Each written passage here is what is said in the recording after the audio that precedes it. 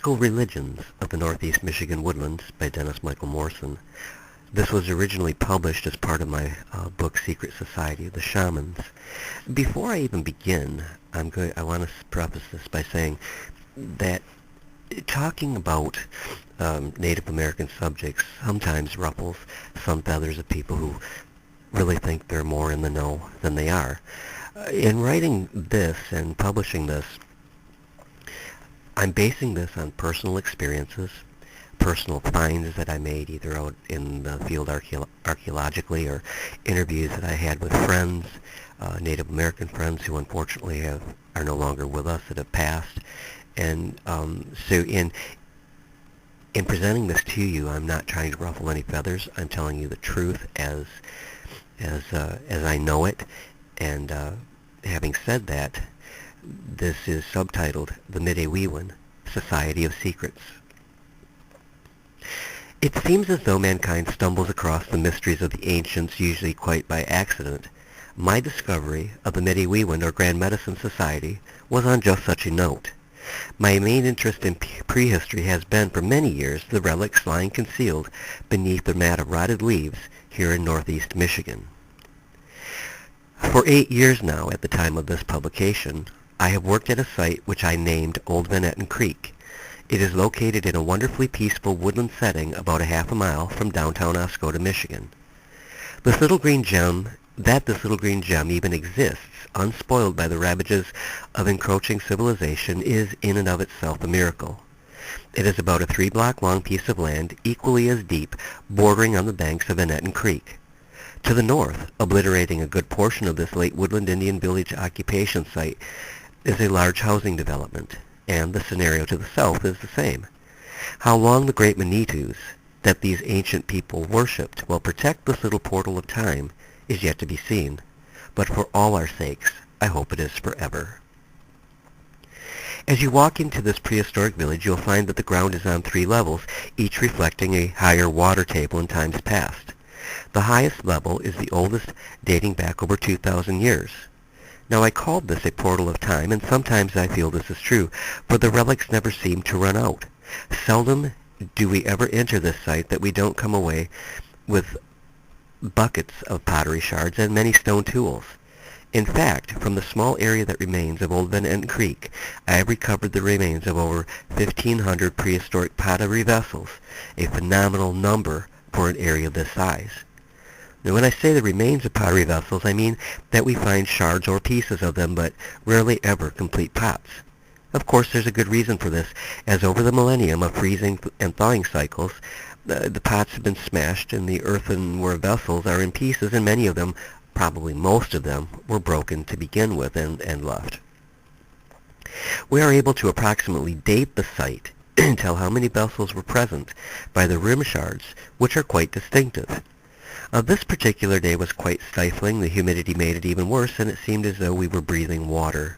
Merely walking on such a day is an effort, but some force had beckoned me, led me to forget the discomforts of the flesh, and to conduct excavations. Walking into the woods, we heard the monotonous drone of what must have been 1,000,000 mosquitoes. When I say we, I'm talking about my now ex-wife, Kathy, and I. The mosquitoes generally bothered us quite a bit when digging, but this day for some reason they kept their distance. Perhaps the hand of Gitche Manitou, the Great Spirit, was upon us, or maybe it was just too darned hot for them also. We picked out a somewhat shaded spot, and with shovel in hand, I dug into Mother Earth.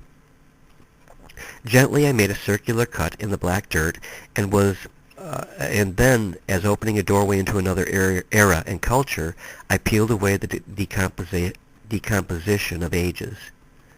I gave a slight gasp, because laying before us were 17 small shards of pottery. I could tell by the decoration that they were all from the same vessel. My little son Dennis was with me too, and we carefully removed the shards and placed them in a baggie, and in doing this, I fitted enough together to tell that most of the pot was there, making it the most complete vessel we had ever found. Later we would wash it and reassemble what nature had torn asunder. When pieced together, we found that the pot was a child's vessel about 2 inches tall and 2 inches across. It is bell-shaped and has a very nice and sized geometric design. Also, it was about 90% complete. Now, had this been the only find that day, I would have been delighted. But the most unusual was yet to come. We were digging into the edge of a hearth, which is a campfire. This was attested to by the waxy black loam and the plethora of bones. Digging on down below the charred bone, I found an artifact that would prove to be a link between my old Vanetton Creek site and the Midewiwin, a secret society of the Great Lakes Indians. I gave literally another gasp as I uncovered a palm-sized stone with a large hole in the center of it. The hole immediately made the stone suspect to me, and I thought at first it was a pendant, and this turned out to be the case. The stone was covered with sand, and I brushed that off and became more excited, for here was not just a pendant, but one with an incised design on it. The pendant has two faces. First, I'll describe what I consider to be the front. The pendant is of a lightweight stone and is tan-colored. The hole appears to be a natural formation, however, it had been scraped out and enlarged. The scraping marks are quite apparent. The hole appears to be countersunk, being larger towards the front and tapering towards the back. Radiating out from the hole is a sort of starburst pattern of incised lines. Half of these straight lines are circumvented by circular lines traveling through them. The back of the stone is just as unusual, although it has no incised design. The back is a little eerie looking, as it much resembles a human skull. The natural hole comes all the way through. Next to it is a second hole made with a stone drill. This gives the appearance of two eyes. There is another drilled hole where the mouth would be. The drilled holes do not go all the way through. And given these holes and the general countenance of the stone, you have a look very similar, as I said, to a human skull. Well, I became obsessed with this particular find because it was so unusual. The reason it is so unusual is that, yes, we find abstract designs incised into pottery all the time, but very rarely anything in stone. And this was not just an abstract design either. This was a familiar design. My task then was to track down where I had seen it before. I had seen the design in a book titled Indian Rock Paintings of the Great Lakes by Selwyn Duendy and Kenneth E. Kidd. In the book was a drawing of a birch bark scroll with pictographs on it. These scrolls were used by the Midewiwin and are the closest thing to native writing found north of Mexico, with the exception of the Cherokee Indians of the Carolinas. There on that scroll was the same starburst design, just as I had remembered seeing it. Here was a connection between my village site and this ultra-secret Indian healing shaman society. I began detailed investigations as I could into the Midewiwin. It was difficult, as there was not a lot of information available on it. My investigation gave me a unique insight into the people who lived at the Woodland Village complex, known as Old Vanetton Creek. Whereas archaeology only covers the cold scientific facts at a site, this connection brought with it a cornucopia of oral and written tradition that brought these villagers to life for me. The birch bark scrolls were sacred indeed. Some that still exist are of great antiquity and cannot be deciphered. The information contained in these scrolls was revealed only to select Indians. Rarely did the whites get a glimpse of the Midewiwin. The 6-foot scrolls were a combined textbook and prayer book that gave directions for initiation rites and other sacred rituals. The secret society, the Midewiwin, is said to have been given to the Indians by Manabazo, also less familiarly called Wiskindijak. In the Anishinaabe or Chippewa religious traditions, Manabazo was second only to the Great Spirit, Gitchimanitu. In the mythology of these ancient peoples, whose very name Anishinaabe means original man, Manabazo was a helper in the creation to Gitchimanitu. It was Manabazo who in times past was the great protector of the Anishinaabe and who obtained the Midewiwin for their exclusive benefit. Until recent years, anthropologists, including Harold Hickson, placed the origin of the Midewiwin in the 17th century. We now know that this is erroneous, that in fact, through discoveries such as my inscribed pendant, that its origins find their roots hundreds, perhaps thousands of years before the first Europeans came to the Americas. It was during the 17th century onward that the true Midewiwin became diluted with ideas brought in by the European mind. The Midday priest wore a bonnet of many colors, so to speak. Through him was preserved the folk history and traditions of the tribe. By the use of the birch bark scrolls, he also preserved the knowledge of medicinal plants used for healing the infirmities of his people. For him, and on rare occasion her, the secret to long life and good health was to have a near spotless personal conduct, as well as having a good knowledge of the proper use of herbs in combination with music. Herbs and music combined together merged into a magical metamorphosis which amplified both their healing properties. The Grand Medicine Society had its restrictions that were placed on it by the priests. In fact, in some ways the Midewiwin sounds much like the secret societies of today. For example, the Midewiwin had a limited membership. It worked in a stepped manner, that is to say there were at least 4 different levels to be attained. Some sources claim that there were as many as 8 degrees. Each degree had to be attained in progression and necessitated mastering certain sacred knowledge as well as in some cases a hefty financial sacrifice. The first degrees where Miday priests was required to possess knowledge of a few common herbs and the music that made them work. These things were kept in his Miday bag, not unlike a medicine bag. Higher degrees were taught the great mysteries of the society. According to Jefferson Danzig Jr.'s Chippewas of the Lake Superior, these higher ranks were taught the properties of the rare herbs and even the nature of vegetable poisons. Songs were used in rituals as well as other instructions and were recorded on the birch bark Miday scrolls that had pictures engraved on them suggesting the ideas to be remembered through the generations. Regular meetings of the society are held in the spring and summer in a lodge called the Midewiwin. Only members were allowed in the Midewiwin, and before initiates could be admitted, they had to fulfill a period of purification. An excellent description of the Midewiwin and the Midewiwin was written in 1852 by Warren. You must remember in this account that some of the prehistoric ways had been abandoned. As example, rather than furs being hung in the lodge, various types of cloth was hung. Warren wrote, and I quote, "I was once standing near the entrance of an Ojibwe Midewiwin, more commonly known as the Grand Medicine Lodge, while the inmates were busy in the performance of varied ceremonies of this, their chief medical and religious rite. The lodge measured in length about 100 feet and 15 in width, was built partially covered along the sides with green boughs of the balsam tree. On a pole raised horizontally above its whole length were hung pieces of cloth, calico, handkerchiefs, blankets, etc., the offerings or sacrifices of the novice, who was about to be initiated into the mysteries of the Midewiwin society. The lodge was full of men and women who sat in a row along both sides. None but those who were initiated were allowed to enter. They were dressed and painted in their best and most fancy clothing and colors, and each held in his hand a Midewiwin, or medicine sack, which consisted of bird skins, stuffed otter, beaver, and snake skins." This account tells how the novice to be initiated sat in the center on a clean mat facing the Midewiwin, which is a cedar post planted in the center of the lodge, painted red and decorated with tufts of bird down. Warren then continues, and again I quote, "The 4 grave-looking wicons, or initiating priests, stood around him with their medicine drums and rattles. One of the 4 wicons, after addressing a few remarks to the novice in a low voice, took from his medicine sack the Medius, a small white seashell, which is the chief emblem of the Miday rite. Holding this on the palm of his hand, he ran slowly around the inside of the lodge, displaying it to the inmates, and followed by his fellow wicons, swinging their rattles and exclaiming in deep guttural tones, 'Wee-wee-wen,' circling the lodge in this impressive manner. And on coming again to the novice, they stopped running, uttering deep sonorous, 'What ho-ho-ho.'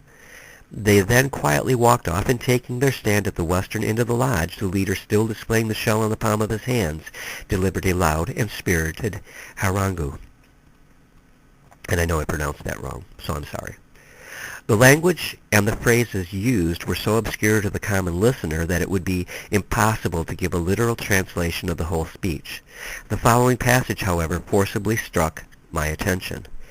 And again quoting Warren, "While our forefathers were living on the great salt water, the great Medius, Seashell, showed itself above the surface of the great water, and the rays of the sun for a long period were reflected from its glossy back. It gave warmth and light to the Anishinaabe, the red race. All at once it sank into the deep, and for some time it gave life to our forefathers, and reflected back the rays of the sun. Again it disappeared from sight, and it rose not till it appeared to the eyes of the Anishinaabe on the shores of the first great lake. Again it sank from sight, and death daily visited the wigwams of our forefathers, till it showed its back, and reflected the rays of the sun once more at Boiting, which is Sault Ste. Marie, Michigan.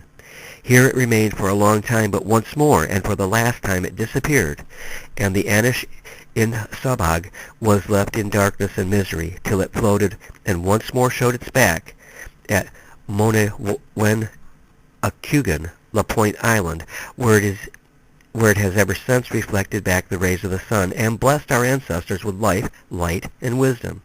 Its rays reached the remotest village of the widespread Ojibways. During his entire discourse, the old Wiccan continued to display the sacred shell, the object of their faith. Warren desired to obtain an explanation to what the speech meant exactly, and so, presenting the Wiccan with a gift of tobacco and cloth or leggings, persuaded him to reveal the meaning. The priest explained to him what the Medius spoken of meant in Midewi religion. He continued with a curious statement that in the beginnings sounds as though he may have incorporated reincarnation into the system of beliefs, for he said, "Our forefathers, many strings of lives ago, lived on the shores of the great salt water to the east." End quote. There seems to be some obscure meaning in the strings of life statement. The Wiccan continued, "Here it was that while congregated in a great town, and while they were suffering the ravages of sickness and death, the Great Spirit, the intercession of Manabazo, the great common uncle of the Anishinaabe, granted them this right wherewith life is restored and prolonged. Our forefathers moved from the shores of the great water and proceeded westward. The Midewiwin lodge was pulled down, and it was not again erected till our forefathers again took a stand on the shores of the great river, near where Monisung, Montreal, now stands." He continued, "In the course of time this town was again deserted, and our forefathers still proceeded westward, lit not their fires till they reached the shores of Lake Huron, where again the rites of the Midewiwin were practiced." Lake Huron, end quote. Lake Huron, by the way, is less than a half a mile from Old Venetton Creek, where I found the Midday stone pendant. There were also Midday-connected inscribed stone discs found in nearby Alpena, which has a bay on Lake Huron, Thunder Bay. The priest continued to explain to Warren, "Again these rites were forgotten, and the Midewiwin Lodge was not built till the Ojibways found themselves congregated at Boiting, an outlet of Lake Superior, where it remained for many winters. Still, the Ojibway moved westward, and for the last time the Midi Lodge was erected on the island of La Pointe, and here along with, and here long before the paleface appeared among them, it was practiced in its purest, most original form. Many of our forefathers lived the full term of life granted to them by the Great Spirit, and the forms of many old people were mingled with each rising generation. This, my grandson, is the meaning of the words you did not understand. They have been repeated to us by our forefathers for many generations." End quote. For every ceremony of the Gaskida Bagan, or medicine skin, is given to the participants. 12 different skins were used in the following order: otter, mink, owl, snake, bear paw, grizzly claw, portion of bear hide, the skin and feathers from the breast of a turkey, gray squirrel, and the weasel. Those in attendance at the Midewiwin rite carried the medicine skin he was given when he sponsored a ceremony. Being there is no limit to how many times a member might go through such ceremonies, he may have had a favorite skin which was carried, or oftentimes it was the one used in the preceding ceremony. Early accounts tell that the skin and Medius were buried with individual members when they died, and archaeological excavations prove this. In historic times, though, items meant to represent the skins and Medius are all that is buried. The reason being that the powerful forces behind the Medius may indeed cause the corpse to reanimate and leave the grave behind. Imagine if you will, that this is true. Zombie-like creatures spawned by the Great Lakes era Midewiwin Society. It has been claimed that disinterments, at least among the Indians, if such is the case, perhaps some of the ancients still walk the mystical shores of Lake Michigan's Great Lakes. And I don't believe I said that or wrote that, but that is what is indicated by what I read. So it's not just for sensationalism purposes. An interesting side note at this point concerned the Chippewa belief that the first Earth and its red inhabitants somehow made the Great Spirit Gitchimanito so mad that he unleashed a flood on the face of the Earth to destroy his creation. Sounds a little bit familiar, doesn't it? Manabasu, who was discussed earlier, acted as an intermediate and saved the red race, allowing them to dwell safely on the Earth. In fact, Manabasu taught them how to farm, hunt, and to cure the sick.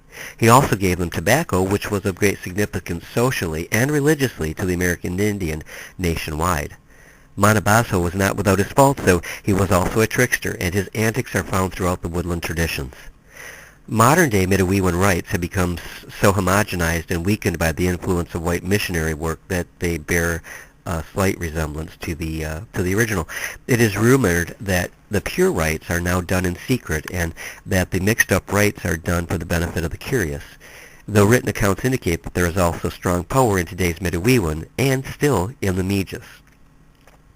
W. Vernon Kinnetz, in his book The Chippewa Village, describes a modern-day, circa 1946, Midday healing rite. Mr. Kinnetz lived among the Chippewa at Lac Vaux Desert, and he reported, and quote, "As now constituted, the Midewiwin ceremony is given by an individual either to gain health or to ensure its continuance. A sick person or his family is seldom able to arrange a ceremony during the illness, but he is given benefits according to the following ritual. When a person is sick and the other remedies fail, the shaman usually prescribes a session of the Midewiwin. If the patient or the family agrees to put on the rite, the shaman fastens a Medius around the patient's neck, either threaded on a rawhide string or sewed in a flap of such string.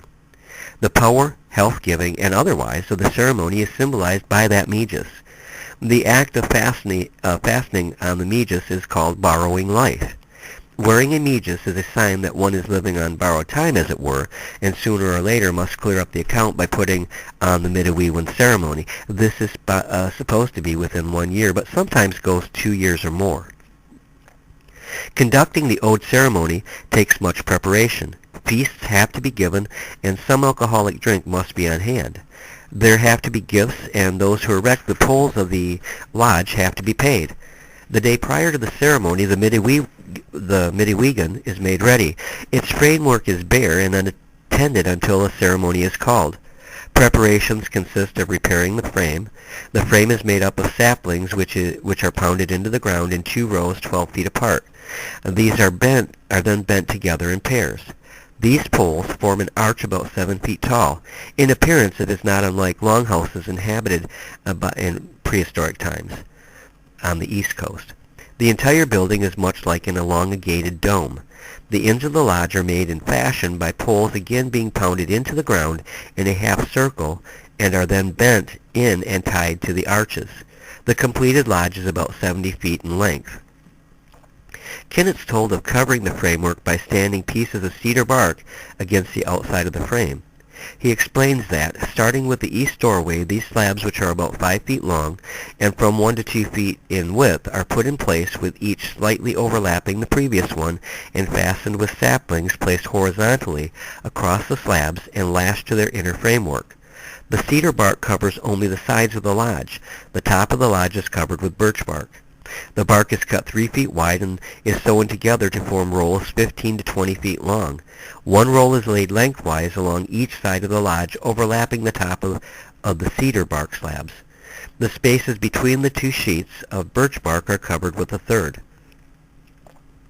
The entire ceremony, as far as is known, is quite lengthy. An Askabawis, or courier, distributes the invitations to the midday ceremony. He begins with a dish of tobacco and small sticks in the amount of the number of persons to be invited. If the person contacted is going to attend, he signifies by taking a stick and also partaking of the tobacco. As already stated, music is a large part of the midday ceremony, and because of this great care was taken in the preparation of the instruments used. The drum, as in most Indian religions, plays a significant part in the ceremony. The drum in the Midday rites is 16 inches tall and 8 inches in diameter. It is made of basswood or cedar. The drum is thicker at the bottom. About halfway down the side, a small hole is made in which water can be poured. The hole is plugged with a small wooden peg. The drum head is kept moist. There is virtually no decoration except for a red circle in the center of the wooden bottom. The drumstick is also special. One end of the stick is carved in the effigy form of a bird's head. The stick is about 18 inches in length. A rattle is also used. In ancient times it was made from a turtle shell, birch bark, or even a gourd. Birch bark, being sacred to the Chippewa, was probably the most widely used medium. W. Vernon Kinnitz is one of the few whites to actually witness the sacred ceremonies back in the 1940s. His descriptions are vivid, and I would like to quote a little from them about the ceremony itself. Instructions in each degree of the Midewiwin is given the candidates orally and by means of drawings in the sand.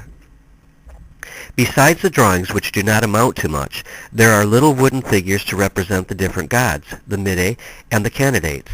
The principal instructions is by means of these figures. The actions of the dancers, the location of the presents, the seats of the gods, and the positions of the candidate himself at different stages of the ceremony are shown by the means of these figures. I will interrupt the narrative here only to ask a question I cannot answer. What gods? Are there secret gods of the Chippewas that whites don't know about? We know that there are 3 principal gods, but Kinnitz indicates in the following narrative that there may be as many as 12 gods present during the Midday ceremony. In trying to secure an answer for this for the video, I found that no Indian would discuss details of the Midewiwin with me, but this was as I expected. The Kinnitz continues, at the conclusion of the ceremony, the sticks representing the gods are given to the candidates along with a pinch of sand that was used and some tobacco passed at the dance. The sticks are kept by the candidates for a year and then placed at the foot of a tree or some other place with some tobacco to ask favors or continuation of health. As far as I could find out, there was no special sand used, just wet sand. It was pressed into a rectangle approximately 4 inches by 12 inches and about 2 inches in height. The wooden figures were about 1.5 inches to 2 inches in length and shaped like a carrot with a little ball on the large end. There are 12 gods present at each meeting of the Midewiwin. The one outside of each door is the guardian. The one outside the east door has to be placated before entering the lodge. In the song sung before entering, the phrase, I am mentioned, occurs frequently. This is to tell the guardian of the door that the singer has been mentioned in the Midewiwin, and so it is all right for him to enter. I was unable to observe nothing in the ceremony, Kinnitz wrote, that included the participation of the 4 gods represented by the sides of the door. All 6 of the interior spots were included during the ceremony. In each round of the lodge, either the Mide and his assistant alone, or when they headed a procession of dancers, each of the 6 spots had a rattle shaken once very vigorously at it, and the drum also dipped towards it at the same time, that it was given a sharp stroke. Of the Midewiwin, we can find tangible remains of its existence through archaeological means, as I employed. There are also myths handed down through many generations of Indians which speak of the Midewiwin and its use.